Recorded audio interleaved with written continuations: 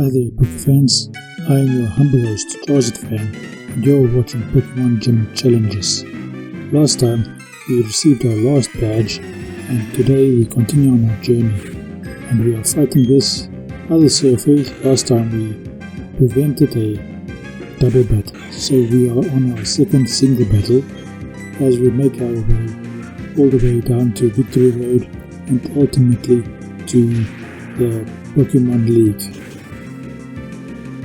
And as you can see, we are facing a Wingull, and Breloom takes it out with a single Thunder Punch.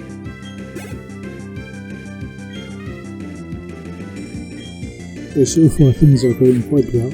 And an artillery. We finally find an artillery. It's a pity we had to go all the way to on our way to Victory Road before we find an artillery.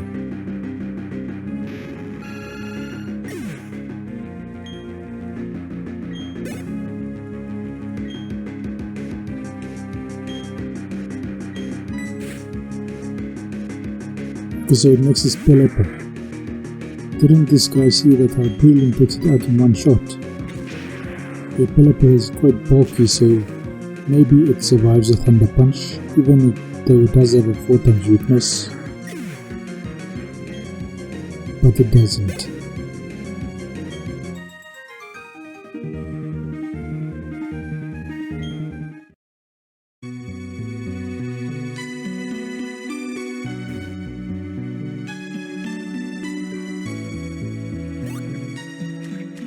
Hey, I was trying to fight this lady and she just went away. Okay, let's not fight that guy just yet, that sailor. Now we found the Ultra Ball. Pity that we're not actually going to be catching any more Pokemon unless we find a shiny. And now we fight the sailor.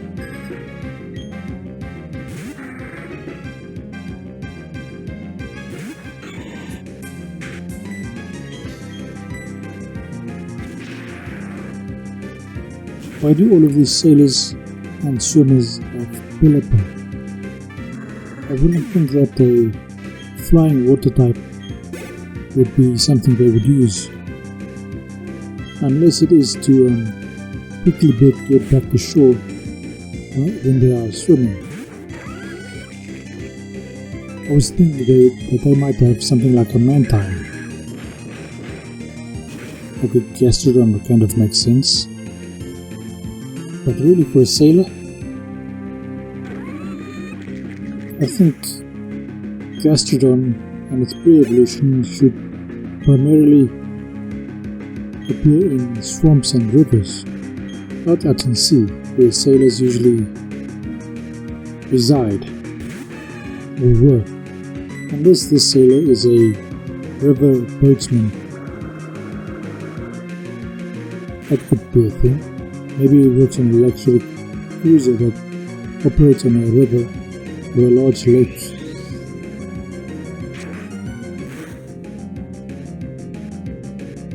On the other hand, the old Pokemon franchise as a whole doesn't really make sense in that all water Pokemon are found all over the place. Even though there is a salinity issue between fresh water and salt water. That is an issue in the real world. I suppose they want to make things quite simple in the Pokemon world, which effectively means that you can actually drink the seawater, because if the fish, all the water Pokemon can survive in the sea without any efforts, then it must be fresh water. Leave a comment in the comment section below if you have any thoughts on this hypothesis that I've just stated.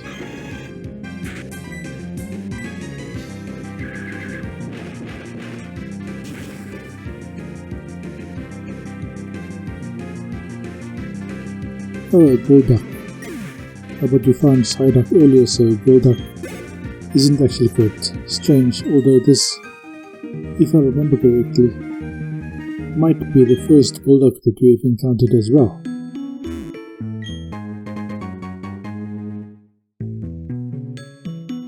So you see there are a lot of water Pokemon that they can choose from, but they keep giving the fishermen stuff like Magikarp and Gyarados.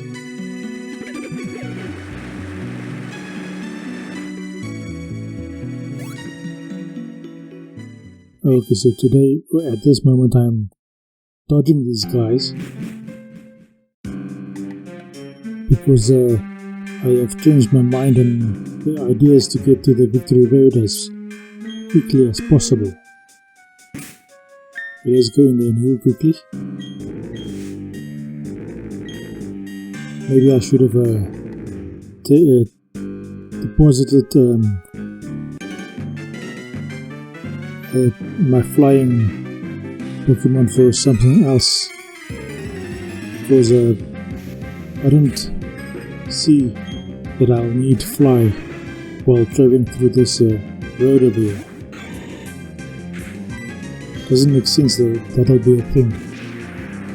So I could have had one of my mainstream Pokemon in here to help me through the Victory Road, because I will probably be able to use this, because it is a grass type, but would have been better to actually have a Pokemon that is actually part of my squad.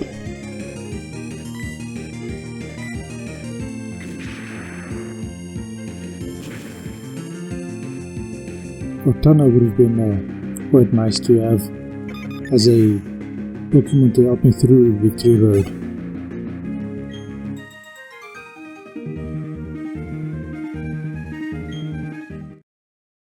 Now, if any of you are not familiar with this game, this Togetic is a pre-taste of what Cynthia has in store for us when we get there. Really outspeeds that Togetic, but Togekiss is incredibly fast.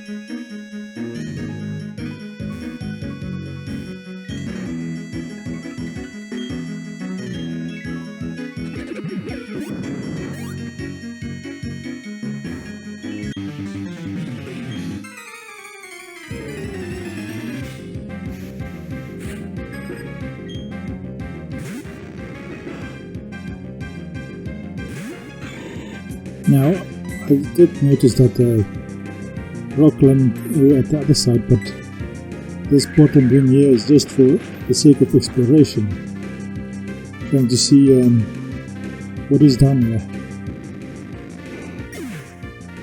It ends up being kind of useless because I end up down here later on in any case. And I have to do that rock climb over there that I just climbed down from to get back to where I need to be.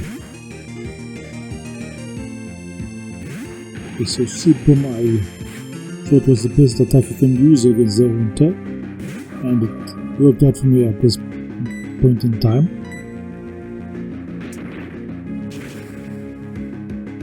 That is only because I didn't want to switch out Breloom. So my bug type is deposited, which means that Torterra is basically the only Pokemon I have that can deal with Gardevoir in terms of crunch like that.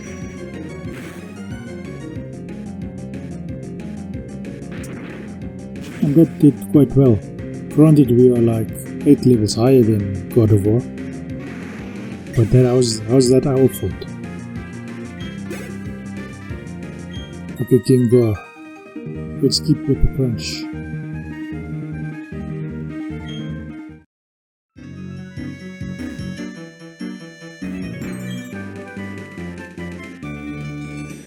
Okay, so it attacks first because Gengar has a good amount of speed, but we survived the Shadow Ball and the crunch takes it out completely in one hit.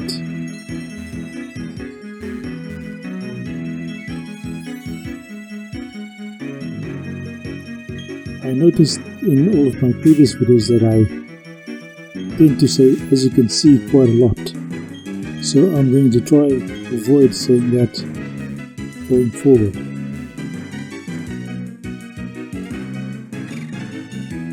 It sounds kind of like I'm talking down to my audience, even though it is quite likely that the audience knows a lot more about Pokemon than I do.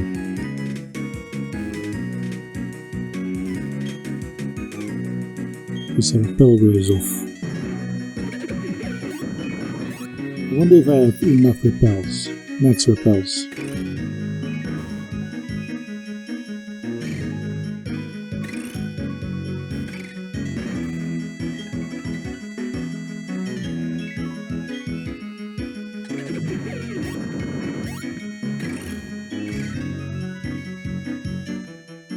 So what am I doing down here? Could it be that I went down there for the fights and forgot that I can't get anywhere down there, and I need to be up here to get anywhere?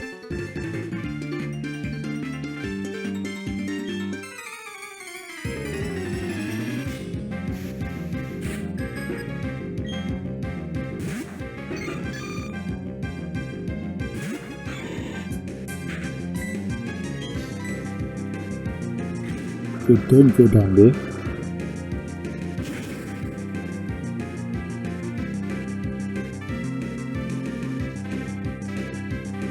I should probably be walking instead of riding on the bike. It just makes things more precise. Makes it that it's less likely for me to go down the ledge. Okay, Blissey. This is a bugger of a Pokemon to have to deal with because it has so much HP. It just has a tremendous amount of HP, and it has access to healing. But at least we take it out. Granted, we are 6 levels higher, but sure. Might have needed a stronger attack than Drain Punch to take that out under different circumstances. You saw how slowly that health bar went down.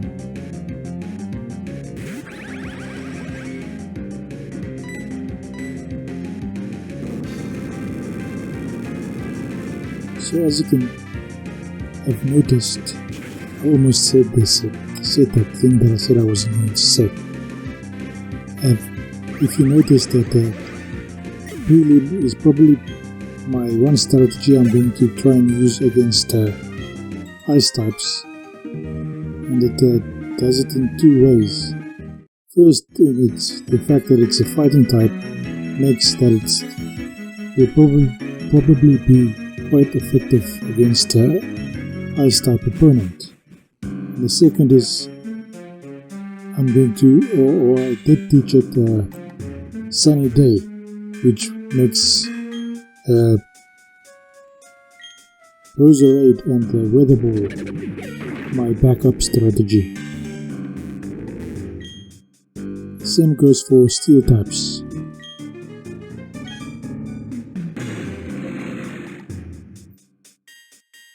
And then Abomasnow is my strategy against dragons, and the Weather Ball strategy as well.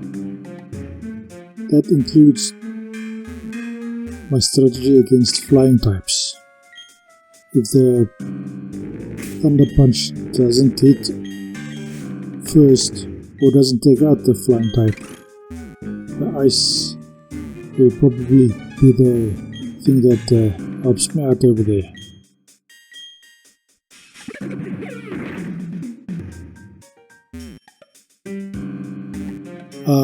Okay, I get it. I needed Torterra because it's the only Pokemon I have that still has strength.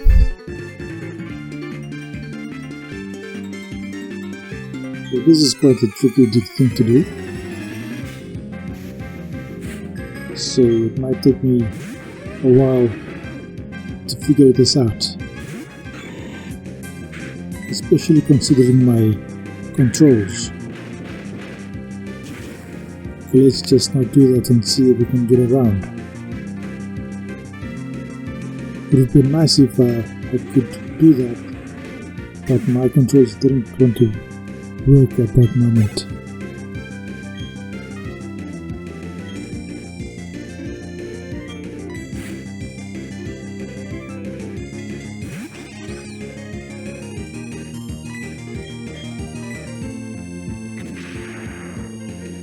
So this guy, what Pokemon will he be using? He has a Monotype.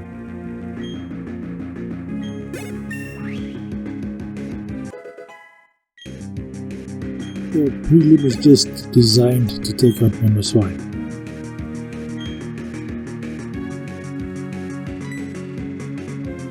Oh, critical hit. You know, if I needed the critical hit, but it is welcome. Good luck.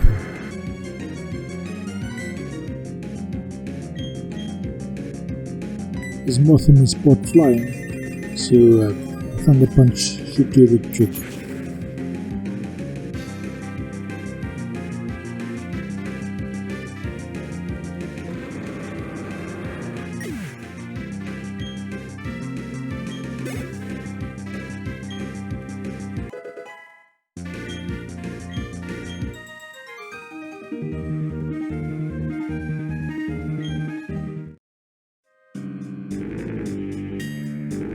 And Pardos.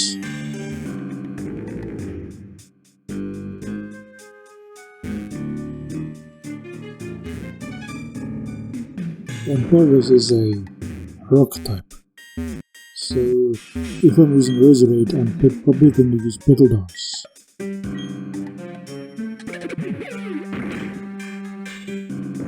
And I do.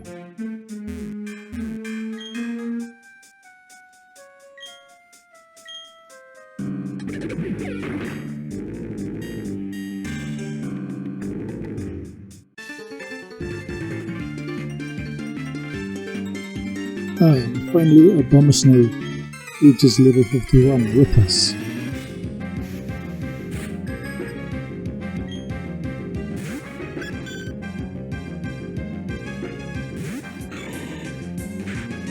Let's not go there.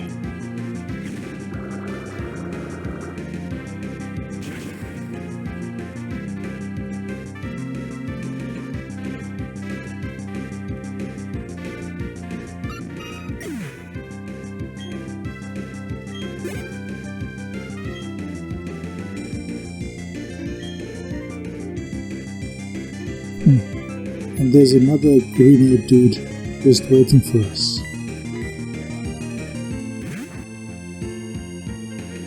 Why didn't it see us? Or him? Oh.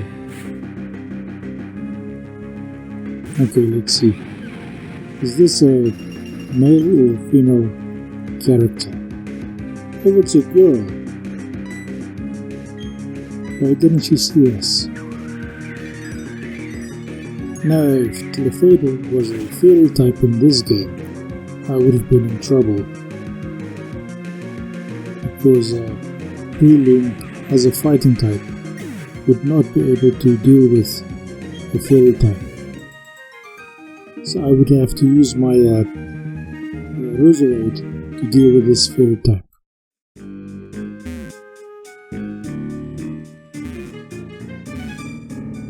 Okay, so what am I going to do?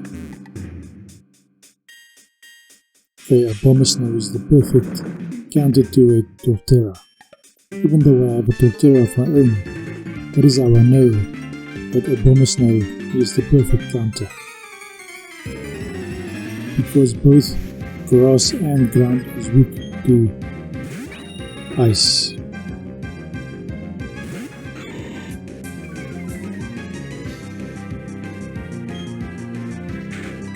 And we outspeed.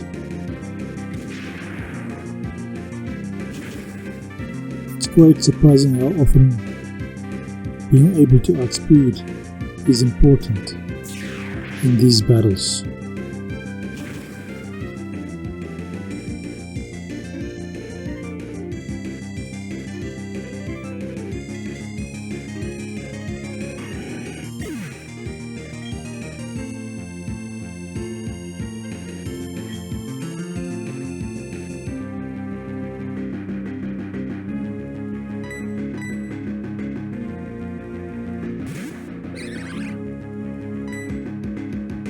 So this little puzzle over there was designed so that you have to fight this old man that we're fighting now. Strange that his hair is less grey in the battle screen than he is on the overworld sprite. And Staraptor is our worst enemy. How did we outspeed the Staraptor? Even though we are several levels above it, Staraptor is incredibly fast. It survived our Thunder Punch, so it takes us out with a Brave Bird. But if it outsped, it didn't even need to take damage. Oh, and the recoil almost takes it out. Who will I use?